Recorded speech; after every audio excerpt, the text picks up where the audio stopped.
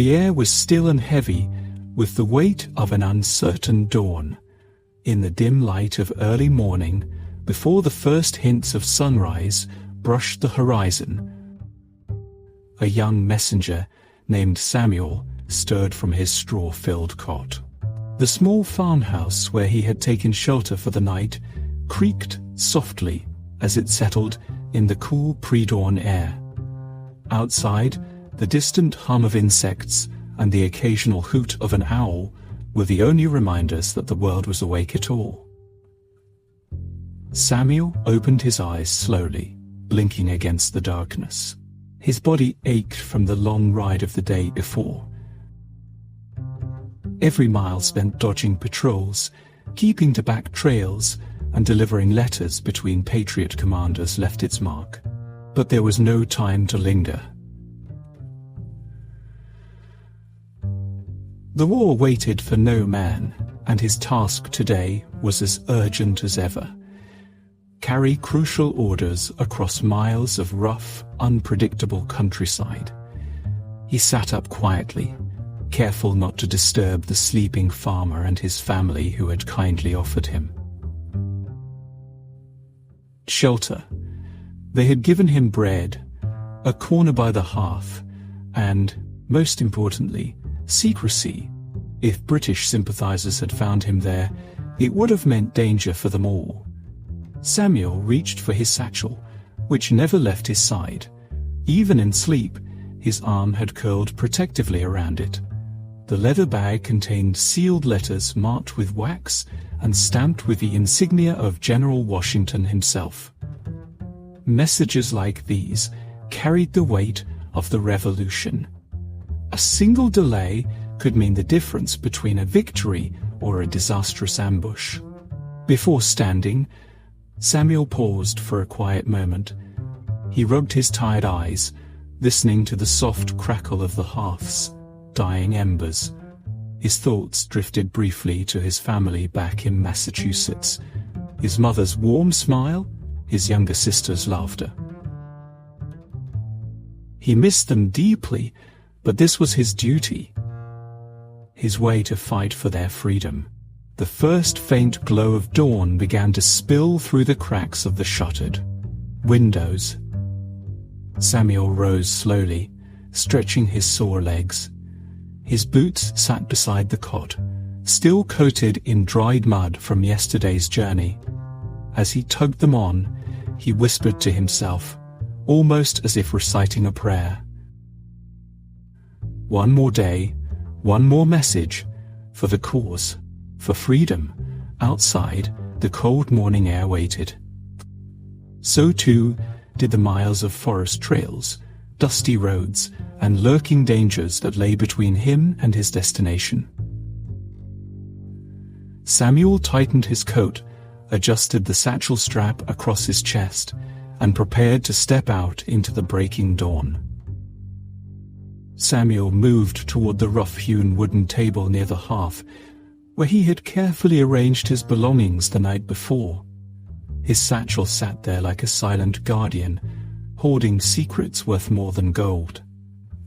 He unbuckled it slowly, taking extra care with the worn leather flap, and laid out its contents one by one. Inside were 3 sealed letters, each pressed with crimson wax and stamped with the emblem of the Continental Army. The wax still shone in the dim light, catching the flicker of the hearth's dying embers. Samuel studied them briefly, his eyes lingering on the names inked in careful handwriting. Colonel Green, Northern Encampment Captain Parker, River Crossing Major Lee, Southern Post. These names were more than just words on parchment. They were commanders waiting for orders that could change the course of battles. A delay, a loss of even one letter, could doom entire regiments. Samuel understood the gravity of his task deeply. He had no musket, no sword, and yet he carried a weapon of his own. Information. From his coat pocket, Samuel pulled out a small scrap of parchment folded many times over. his personal guide to the hidden routes through forests, rivers, and farm lanes. He checked it quickly, making sure he still remembered the safest trails and the small Patriot-friendly homes where he might stop for food or shelter. Every wrong turn meant a risk of running into British patrols. Next, he checked his supplies, a crust of bread wrapped in cloth, hardened from days on the road but still edible. A tin water flask filled the night before at the farmhouse well. A small penknife used for cutting rope or trimming the occasional wax seal if needed. A strip of wax and a portable seal stamp, in case he needed to re-secure a message after inspection. He carefully rewrapped the letters, sliding them back into the satchel in a way that would protect them from rain or dirt. The satchel itself bore marks of wear, scratches, scuffs, and faint stains from mud and tallow. But Samuel kept it in the best condition possible. It was, in many ways, his lifeline. The farmhouse rooster crowed outside, breaking the silence of the morning. Samuel glanced toward the small window, where the sky was beginning to lighten to a pale grey. It was almost time to go. Before closing the satchel, he added one final item. A tiny folded scrap of paper with a quick note he had written late last night. It was for himself, a reminder of why he did this work. The note simply read, "Hold fast. Freedom depends on ordinary men doing extraordinary things." Securing the flap, Samuel pulled the strap across his chest, testing its weight. Lighter than a musket, but in many ways far heavier. He breathed deeply, straightened his coat, and prepared to face the long miles ahead. The door creaked softly as he pushed it open. The cool morning air rushed in, smelling faintly of wet, earth, and wood smoke. Samuel stepped outside, feeling the first brush of dawn across his face, and whispered to himself once more. For them, for all of us. With that, he began his careful journey toward the waiting horse tethered near the barn. Samuel led his horse quietly from the barn, careful not to wake the farmer's family, still asleep inside. The mare, a sturdy brown creature with kind eyes and a streak of white down her nose, snorted softly in the cool air. Samuel patted her neck reassuringly as he mounted. The road ahead was damp from a light night rain, and mist hung low over the fields. He guided the horse onto a narrow dirt path that wound through farmland and into the woods beyond. Every clop of her hooves seemed louder than usual, echoing against the stillness of early morning. Samuel kept a keen eye on his surroundings, glancing frequently behind him. A messenger could never be too careful. Loyalists, British scouts, or even highway robbers posed danger at every turn. After nearly an hour's ride, the mist gave way to the smell of smoke and the low murmur of voices. Samuel slowed the horse as he approached a small Patriot encampment tucked into the edge of a wooded clearing. 3 soldiers sat near a makeshift fire, their muskets stacked neatly in a triangle beside them. The scent of charred wood and boiling broth drifted on the breeze. As Samuel dismounted, the soldiers looked up, nodding in recognition. One of them, a grizzled man with a thick grey beard, gave a weary smile. "Morning, lad," the man said, his voice rough but friendly. "Out early again, I see." Samuel returned the nod, pulling his satchel closer to his chest. "Morning, passing through. I won't stay long." The men shifted to make space by the fire, and Samuel accepted the silent invitation. The warmth felt welcome after the chilly ride. One soldier handed him a tin cup filled with weak coffee, more water than brew, but Samuel accepted it gratefully. The men spoke in low voices, their words heavy with fatigue. They talked of ration shortages, of rumors about troop movements, and of the growing desperation among the men waiting for supplies. One young soldier, barely older than Samuel, stared into the fire with tired eyes. "You're the messenger, right?" the young soldier asked quietly. Samuel nodded. "Wish I had your courage," the boy murmured, riding alone through enemy lines. "That's no small thing." Samuel gave a modest shrug, though inside, his chest tightened. He didn't feel brave most days, just determined. "I do what I can," he said simply. "Same as you."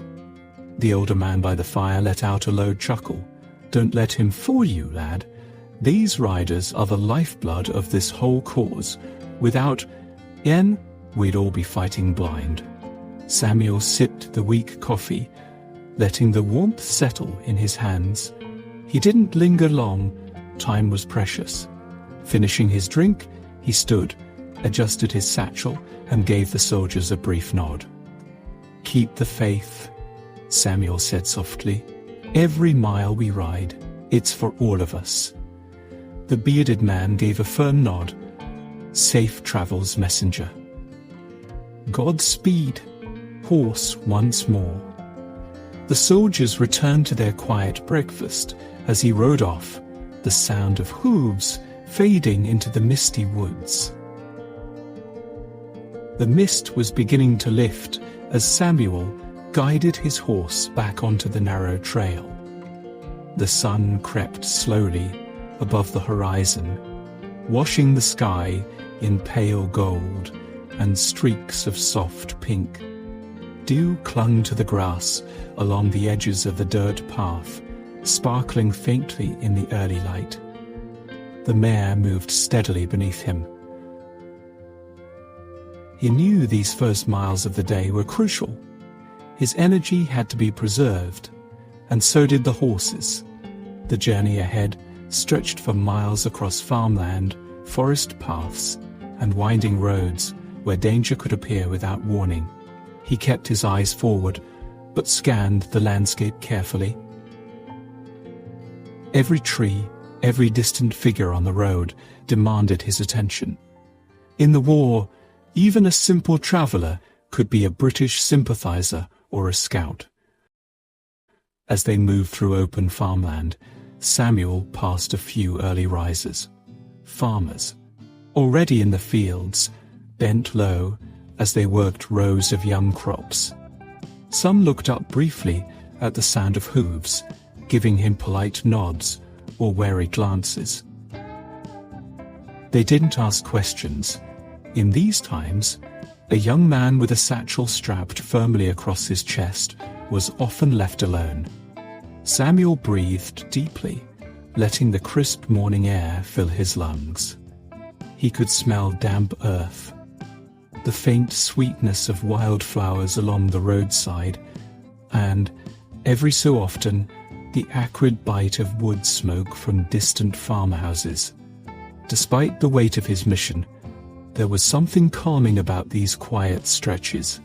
From time to time, he murmured to his horse, patting her neck when the path narrowed or grew rocky. She was a reliable companion, strong and steady, and Samuel felt a small surge of gratitude for her loyalty. The miles passed slowly. Birds darted through the trees, and squirrels scrambled across the forest edges, chattering noisily. But Samuel's mind remained focused. He silently reviewed his route, first to the northern encampment near Green's command, then westward toward Parker's river crossing. Each stop had to be timed perfectly. A small brook crossed the road ahead, its water glinting in the sunlight, now filtering through the trees. Samuel dismounted briefly, allowing his horse to drink. He knelt by the water's edge, scooping a handful to splash against his face. The coolness refreshed him, but his thoughts quickly returned to the letters in his satchel. Each seal carried with it a silent urgency, and Samuel felt the weight of it all pressing against his chest. He whispered under his breath, as if to remind himself why he rode. One letter could turn the tide. One message can save lives. He remounted, adjusting the satchel so it rested firmly against his side. The brook faded behind him as he urged the horse forward again, leaving the safety of open farmland for the darker, denser woods ahead. The first miles of the day were done, but the hardest roads were still to come. The trail widened as Samuel left the dense forest behind and entered open stretches of farmland once more. The sun had risen higher now, casting long shadows across fields of young corn and wheat. The smell of tilled earth and freshly cut hay filled the air, blending with the faint aroma of wood smoke drifting from distant chimneys. Samuel kept his pace steady but alert. Farms and small villages could be both safe havens and dangerous traps. Patriot supporters often offered food, water, or directions, but Loyalists, hidden among ordinary villagers, could easily betray a messenger to British patrols. A mile ahead, a small settlement came into view, no more than a cluster of wooden houses, a blacksmith's forge, and a single tavern with smoke curling from its chimney. Chickens scratched at the dirt roads, and children darted between fences, their laughter echoing faintly. It was a peaceful scene, but Samuel didn't allow himself to relax. As he rode closer, a man, tending a cart of firewood, glanced up. His eyes lingered on Samuel's satchel, a little too long for comfort. Samuel gave him only a polite nod before pressing forward. He had learned long ago that talking too much, even in friendly company, could be dangerous. Outside the tavern, two older men sat on a bench, speaking in hushed tones. Their conversation stopped as Samuel passed, and their gazes followed him until he turned down a side path leading out of the village. The road beyond curved gently past grazing pastures where cows and sheep dotted the green hillsides. A young woman, hanging laundry on a line, offered him a cautious smile. Samuel returned it briefly, but his mind remained fixed on his mission. A few farms further along, he decided to pause. He guided his horse toward a small well near a farmhouse. A woman in a plain apron was filling a bucket. She glanced at him with curiosity, but spoke kindly. "Traveling far?" "Sir?" she asked softly, keeping her eyes on the horse. "Just passing through," Samuel replied, keeping his tone neutral. He didn't offer his name, and she didn't press further.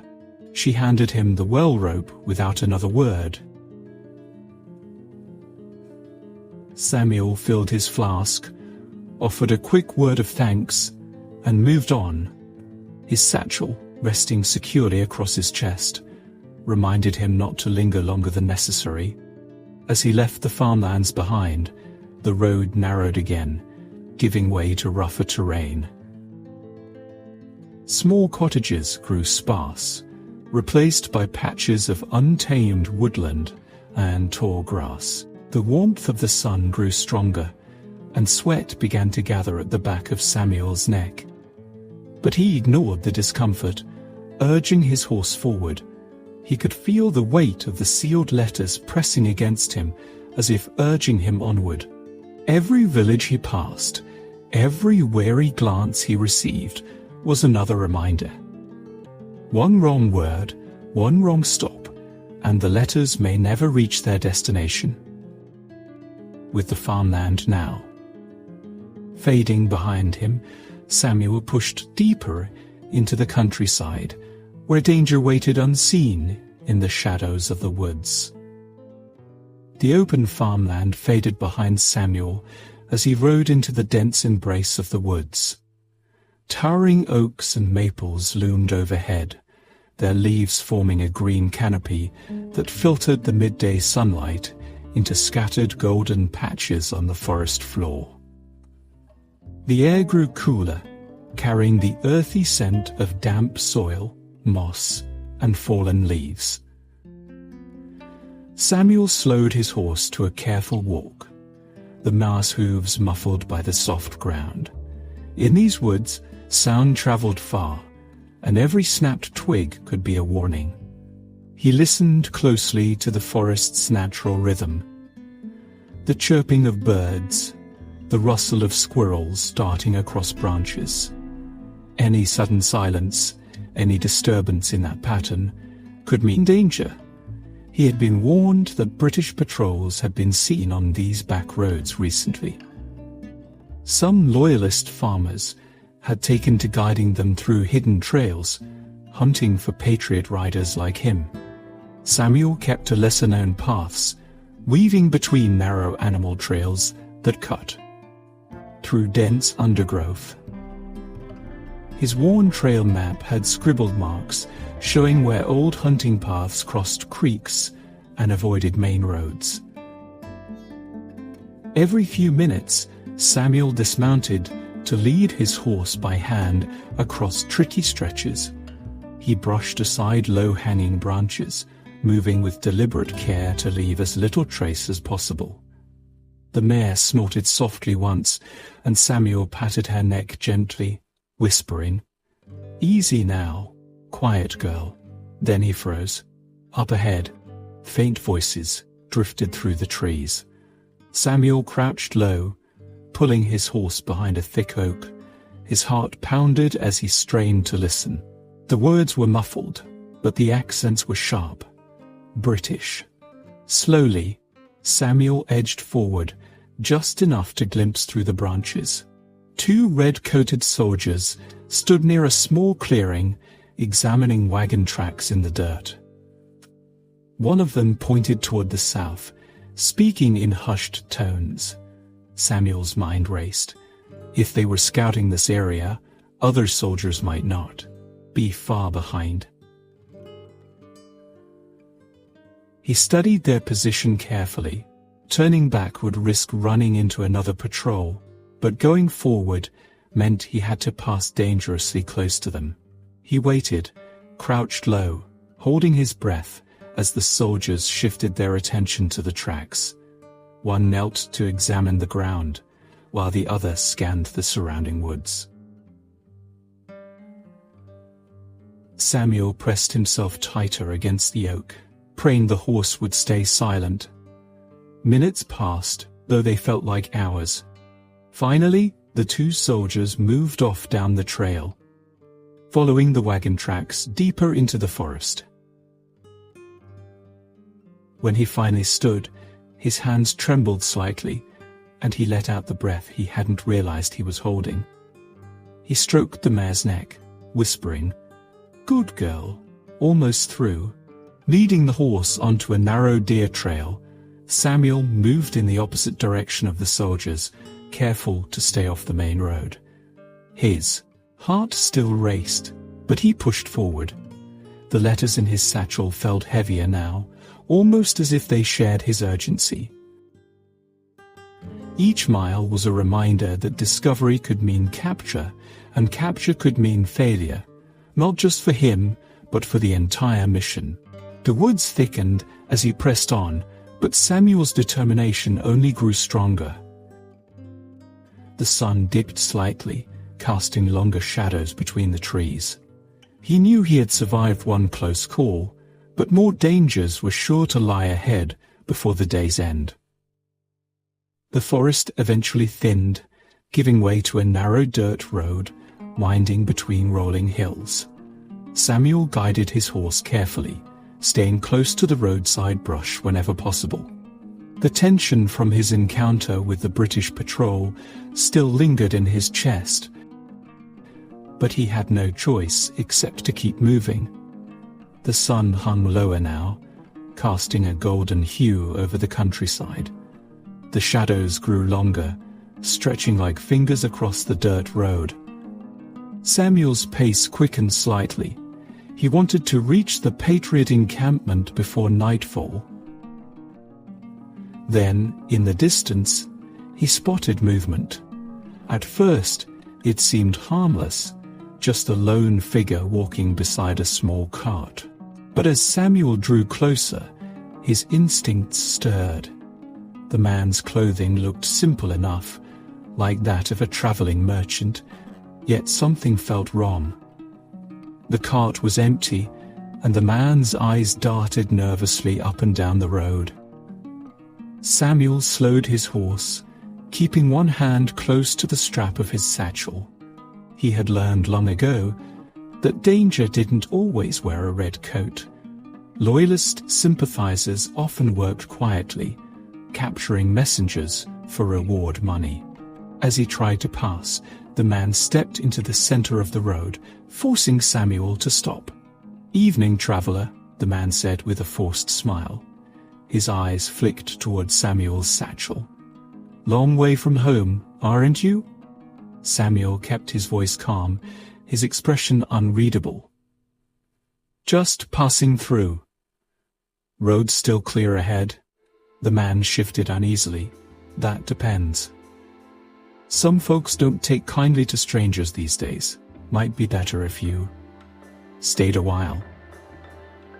His pulse quickened. 2 more men crouched just off the road, half hidden, watching him closely. A trap. Samuel's heart pounded, but he kept his face composed.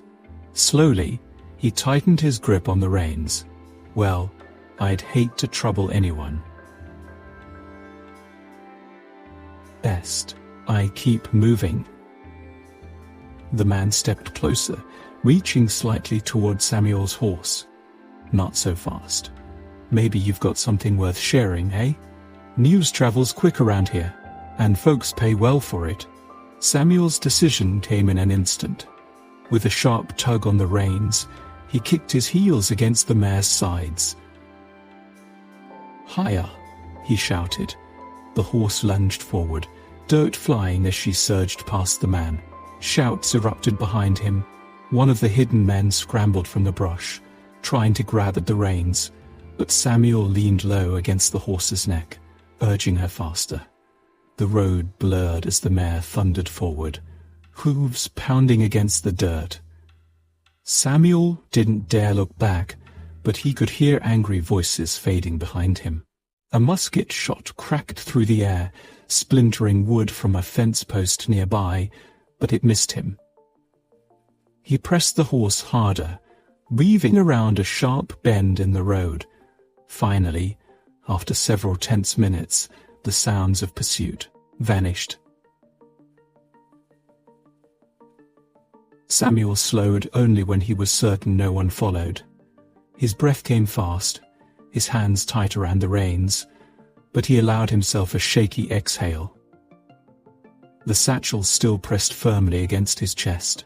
The letters were safe. He glanced back at the empty road, murmuring under his breath, "Not today." The sun was dipping low now, staining the horizon with streaks of red and orange. There was no time to waste. Adjusting his grip, Samuel pressed on toward his destination, leaving the danger behind him, at least for now. By the time Samuel reached the outskirts of the Patriot encampment, the sun had dipped low, painting the sky in hues of amber and deepening purple. The forest thinned into open fields, where rows of makeshift tents dotted the landscape. Smoke from campfires curled lazily into the evening air, carrying the scent of wood and cooking broth. Samuel slowed his horse as he approached, raising one hand in a familiar signal to the sentries at the perimeter. 2 weary soldiers stepped forward, muskets at the ready, but upon recognizing him, their tense expressions softened. "Messenger coming through," Samuel called quietly, his voice carrying just enough to be heard. One of the sentries, a young man with tired eyes, nodded and stepped aside. "You made it past the British patrols then? We've been hearing they're thick on the roads." "Too thick for comfort," Samuel replied, sliding from his saddle. "But the message made it here." "That's what matters." Gave a small smile. "General Greene will be glad to see you." Samuel handed his horse's reins to a stable boy who rushed forward, then adjusted the satchel strap across his chest. His legs felt stiff from the day's long ride, but he moved quickly through the camp, weaving between clusters of soldiers seated by fires. Some looked up at him with curiosity, others with quiet respect. Everyone knew how vital the messengers were. They carried hope between armies like a lifeline. At the largest tent, marked by a lantern hanging near the entrance, Samuel stopped and nodded to the guard outside. The man ducked inside for a moment before beckoning him forward. Inside, the air was heavy with the smell of tallow candles and parchment. General Greene, a stern but composed figure, sat at a rough wooden table cluttered with maps and open letters. His sharp eyes lifted as Samuel entered. "Messenger Samuel," the general greeted, his voice low but steady. "I was told to expect you before nightfall." Samuel offered a respectful nod and stepped forward, unfastening his satchel. "Orders from headquarters, sir. Direct from General Washington." He placed the sealed letter on the table. Greene wasted no time, breaking the wax with a practiced hand. His eyes scanned the contents quickly, his expression unreadable, though Samuel noticed the slight tightening of his jaw as he read. When Greene finally looked up, there was a glimmer of approval in his eyes. "Good work getting this through. You'll rest here tonight. You've earned it. But tomorrow," he paused, tapping the table, "tomorrow, you'll need to ride west to Parker's River crossing. These orders must move fast." Samuel gave a short nod. "Understood, sir." The general studied him for a moment longer, then offered a rare, faint smile. "You riders, you may not fire muskets, but you fight harder than most. Get some food and sleep while you can." Samuel gave a grateful bow of his head before turning to leave. Outside, the sky had darkened to a deep indigo, stars beginning to prick through the twilight. The weight in his chest felt slightly lighter now that one message had been delivered. As he walked back through the camp, the hum of soldier voices and the crackling of campfires filled the air. Somewhere, a fiddle played a soft, mournful tune. Samuel felt the tiredness seep into his bones, but his resolve remained firm. One letter delivered, 2 more to go. The war and the hope of an entire nation rode with him still, with him still. Night had fully fallen over the Patriot camp, blanketing the tents and fields in soft darkness. The fires scattered throughout the camp glowed warmly, their light flickering against the silhouettes of tired soldiers seated on logs and overturned crates. The hum of quiet conversations mixed with the occasional crackle of burning wood and the soft rhythm of a distant fiddle playing a melancholy tune. Samuel, after securing his horse and reporting his arrival, finally allowed himself a moment to rest. He found a spot near a small fire where 2 other messengers were already seated. They nodded in quiet acknowledgement as he approached. "Long road, Samuel?" one of them asked, a lean man with a worn tricorn hat pulled low over his brow. His voice carried the roughness of someone who had spent too many nights riding through wind and rain.